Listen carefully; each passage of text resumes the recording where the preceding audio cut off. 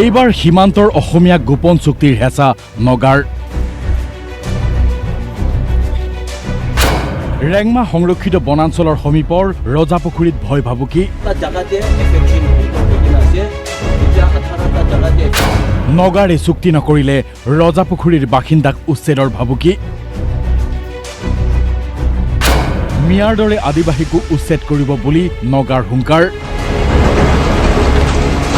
সৰুপথাৰ অসম নাগালেণ্ড সীমান্তত নগাৰ আগ্ৰাসন কোনো নতুন কথা নহয়, কিন্তু শেহতীয়াকৈ যি উচ্ছেদ অভিযান চলিল, এই উচ্ছেদ অভিযানৰ পিছতে ৰেংমা সংৰক্ষিত বনাঞ্চল আৰু দক্ষিণ নাম্বৰ সংৰক্ষিত বনাঞ্চলত নগাৰ যি আগ্ৰাসন, এই আগ্ৰাসন তীব্ৰতৰ হোৱা পৰিলক্ষিত হৈছে।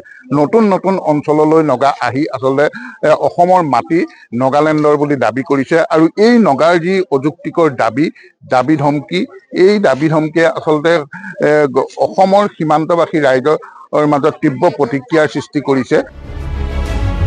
নাম্বৰ সংৰক্ষিত বনাঞ্চলৰ গাতে লাগি থকা 1 আৰু 2 নম্বৰ ৰজাপুখুৰী গাঁৱলৈ আহিল আৰক্ষীসহ নগা। প্ৰথমে গাঁও প্ৰধানক লগ কৰি গোপন চুক্তি কৰিবলৈ তীব্ৰ হেঁচা নগাৰ। ৰাতিপুৱা 9টা বজাত নগা আহিলে, 9টা নগা আহিলে আৰু ডাইৰেক্ট মোৰ ঘৰত গৈছে।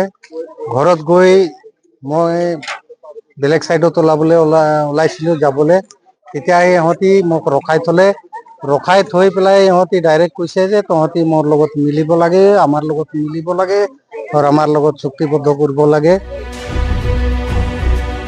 ৰজাপুখুৰীৰ 2খন গাঁৱৰে গাঁও প্ৰধানক নগাৰ মাটিত বসবাস কৰা গোপন চুক্তি কৰিবলৈ হেঁচা দিলে নগা দুৰ্বৃত্তই।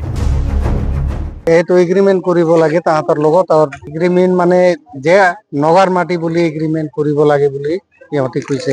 নগা কৈছে যে তহঁতি আমাৰ লগত মিলি নাথাকিলে তহঁতি ইয়াৰ পৰা উচ্ছেদ হ'ব লাগিব আৰু তহঁতি ইয়াত থাকিব নোৱাৰিবি বুলি ইহঁতি ধমকি দিছে। গোপন চুক্তি কৰি খেতিৰ ধান পাচলিৰ পৰা বছৰকীয়া কৰ কাটল সংগ্ৰহৰ ফন্দি নগাৰ। গাঁও প্ৰধানে স্পষ্টভাৱে জনালে 2খন চৰকাৰে আলোচনা কৰি যি সিদ্ধান্ত ল'ব তাকেই মানি ল'ব গাঁওবাসীয়ে।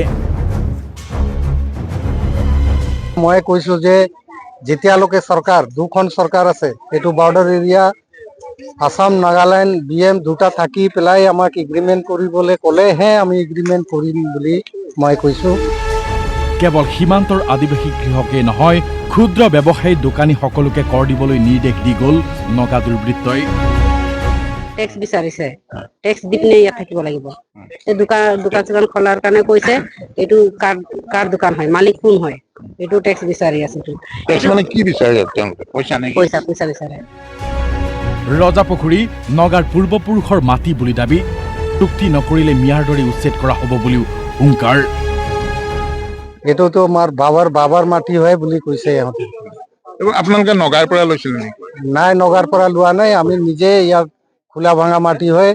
নগা এতিয়া 40 বছৰ হৈ গ'ল আমাৰ ইয়াত। নগাই একো দাবী ধমকি দিয়া নাছিলে, খালি উচ্ছেদ হোৱা পিছতহে এইকেইটা কথাটো ওলাই আহিছে।